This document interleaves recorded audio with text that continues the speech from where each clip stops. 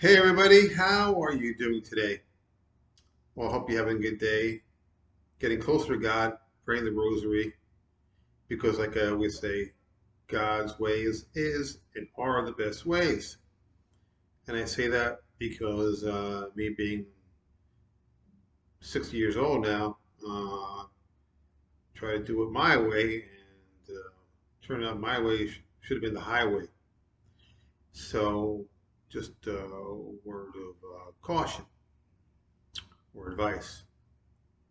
Today I wanted to talk about me that I've been out of the loop for a couple months, 3 months now, and just came back to the States yesterday. And so I'm plugged back into the matrix now, plugged back in, back. I'm back in the matrix, so to speak, because when I'm out of the country, I'm kind of out of the loop. And it's interesting because I've been well, I started this venture that I'm currently in a little over a year ago, and man, when I was out of the loop, I really was like, wow, I need to get back in the loop. I need internet, and I need the communication, this, that, this, that, and the other thing. I'm like, wow, like I don't really watch TV, so I don't care about TV, but I do enjoy being connected to the internet with the Matrix. And when I'm out of town, I am not in the matrix. The best I can do is tap into some companies, some businesses' Wi-Fi's, and try to get my emails and maybe surf the net for like 15 minutes or something like that. It's really next to nothing, and so it's like I'm living back in the 1990s, early 1990s when there was no internet, and I've come to realize that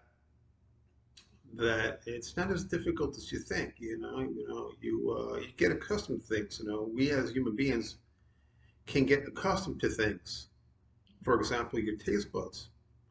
You can say, "I hate broccoli," and maybe you do. However, if you eat broccoli enough, you'll start to like it.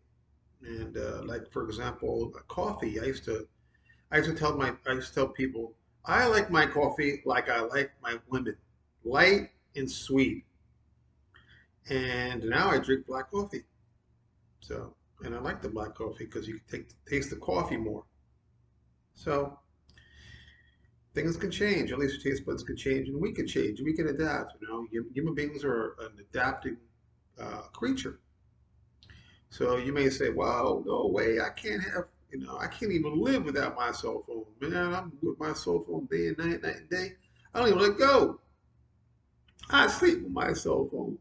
It's the first thing I look and do in the morning is I grab my cell phone. But really, you don't need your cell phone. It's true. And so going back to what I'm saying here is, so now I'm back in the loop and I'm starting to find out that people are worried about the pending or the predicament that Russia and the Western countries are kind of having conflict. And that takes me back to biblical times, so the Bible in of itself. The Bible talks about Gog and Magog. And those two areas, those two countries occupying that area, going back a couple thousand years ago or more, were to combine their efforts and attack Jerusalem. This is in the Bible. No, I don't know exactly where it is. It's probably in the Old Testament, but just pull it up. Magog, Magog, and Gog, Gog. And interesting, as I kind of went through it, it does not mention anything about the land that the United States encompasses currently. It doesn't talk about that. It talks about Gog and Magog. Now, just to FYI, Gog and Magog are the two land masses that currently are occupied by China and Russia. Pretty interesting, huh? Pretty interesting. So the verbiage that you hear through the mainstream media, it seems like China and Russia are combining their efforts versus the NATO countries. And yeah, so I don't know what to tell you. I mean, you are your own self, and you take care of yourself. But I tell people, the United States has a target on their back, on its back, and you know, it's stirred the pot so much that the states has a lot of enemies, and so FYI. But yeah, look into that Gog and Magog and see how that's that's those are the times of Armageddon. Actually, it might be in Revelation, so that would be in the New Testament, which is the Revelation is the last book in the Bible. I haven't done much studying of Revelations, but in in my gathering of knowledge, I have gotten somewhat of a little bit of understanding of that, and I probably should go back into it and really go into Revelations more. It seems to me, and maybe you're different, but Revelations is kind of it's kind of an opaque book. It's kind of mysterious. It talks about creatures with horns and this and that. Like, why is this? And so you get confused. So you can have many interpretations of Revelations. So I've kind of not delved into it too much because it is kind of confusing, and so I just kind of go with more of more of the simpler books, say John, and I like Genesis, Proverbs, things of that nature. But yeah, look into Gog and Magog. If you want to go, I mean, it's interesting how news outlets they say that they give you the news before it occurs. Well, that's the Bible. The Bible speaks of the end from the beginning. But hey, nobody wants to read the Bible.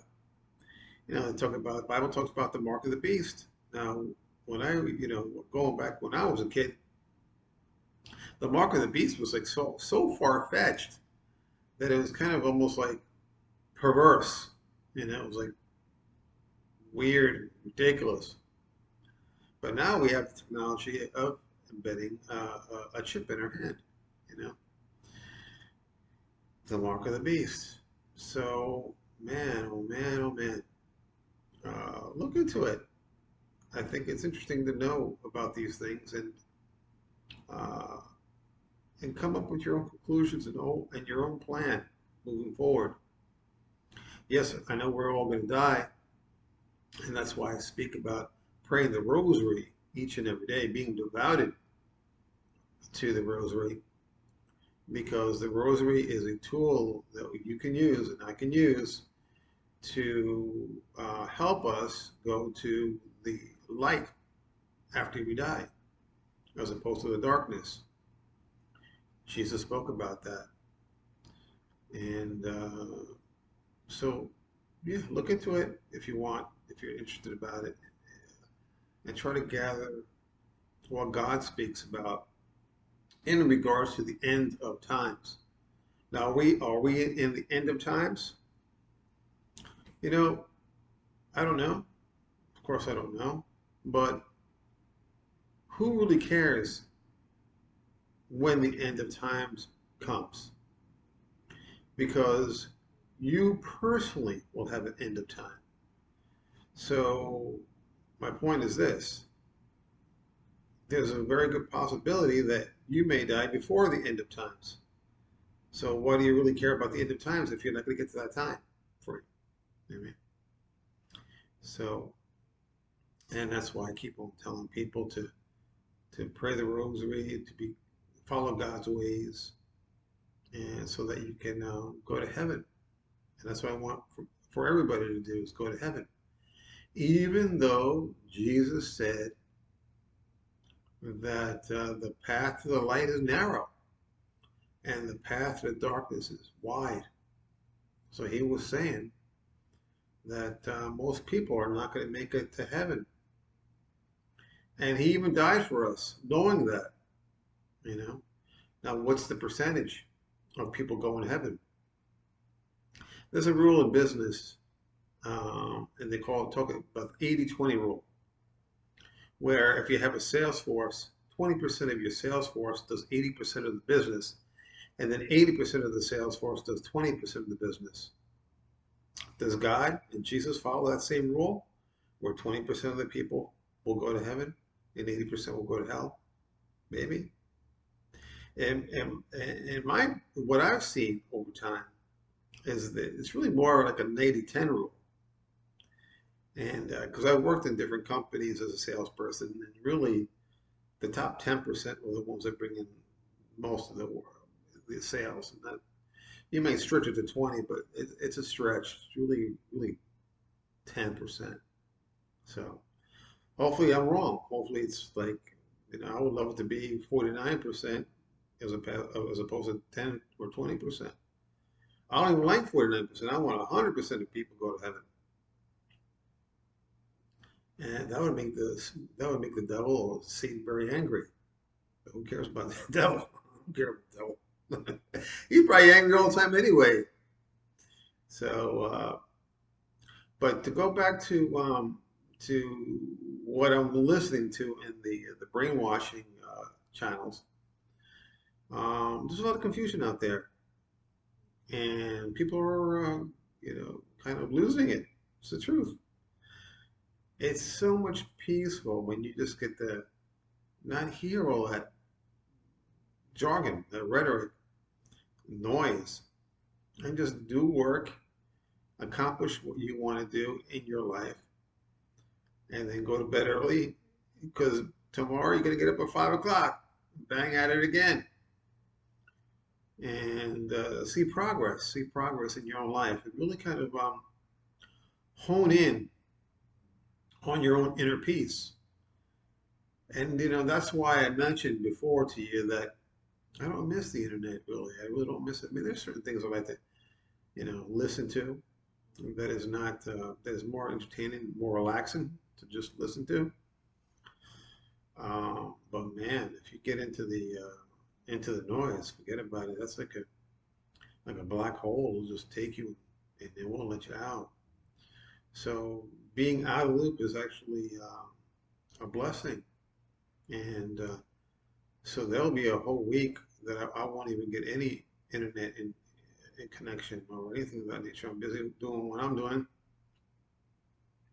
and I don't, I don't have a chance to go to where I can tap into the internet, and I'll download certain videos and watch them kind of endlessly, 8 times, 12 times, whatever, which is kind of a little pathetic.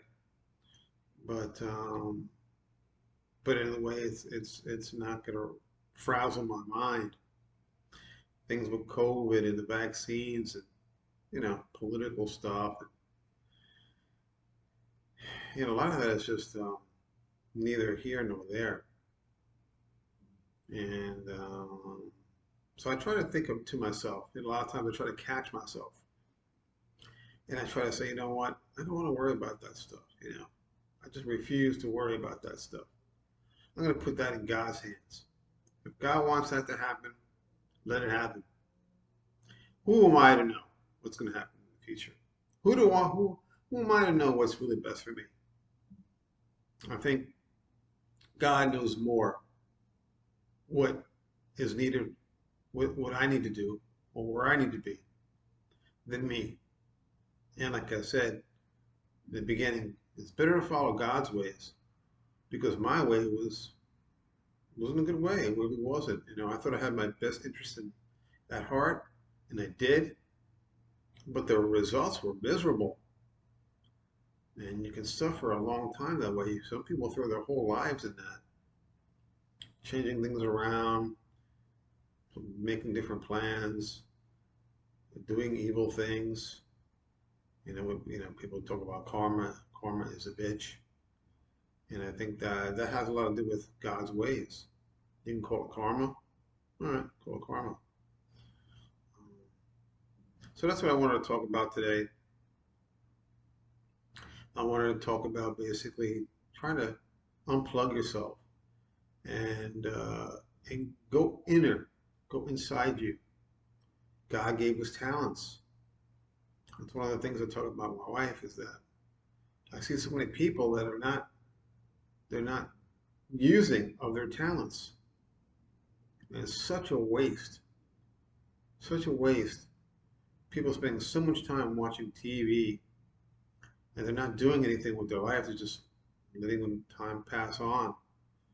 Where as opposed where you can start developing a craft, being creative, using your mind, and then getting a project inside, developing up a project, and then over time, once you finish it, you go, "Wow, look what I did," and admiring it, like, "Wow, that's impressive." You know, I have self-worth. I feel good about myself. You're not gonna get that from TV. You're not gonna get that from watching movies. And I think it's best to start developing yourself because God gave us talents, but if we don't use them, we'll lose them. But if you use your talents will multiply. That's the Bible. And you can look that up also. It's a passage in the Bible called the talents. And it's powerful. It's got a lot of power behind it because you're not going to be laying in your deathbed saying, I should have watched more TV. Or man, I really would have watched, I should have watched more movies. You're not going to be saying that. You're saying, why did I waste so much time watching TV? Why didn't I progress? Why didn't I do more? That's what you're going to be saying to yourself. Hopefully, you'll have an accomplished life where you can be laying on your deathbed saying, wow, look what I did. People who I affected, um, people I touched, and the experiences I had, and to be spent. It's one of the things I say to myself, like, I want to be spent when I'm on my deathbed. Body spent, and my just energy is spent. I don't want to be down to like, just beat up, where I have no more to give, and then just take me away, heaven. That's where I want to go. So, and I wish that for you. I really do. Well, that's the end of the video. I hope you appreciated it. If you did like it, give it a like. If you haven't subscribed, please subscribe. Be a soldier. Be a soldier for Christ. Be a soldier for our Virgin Mary. We need soldiers now. Christianity and the Catholic religion is being attacked. We need soldiers. Soldiers who will fight. There were 12 apostles, well, there were 13 apostles, to be the truth, because Judas died and they had to get another one. But they all died horribly, except for John. And John, uh, he had to deal with a lot of stuff. But that's okay. They're in heaven now, and they'll be there for eternity. Job well done. Okay, people. God bless.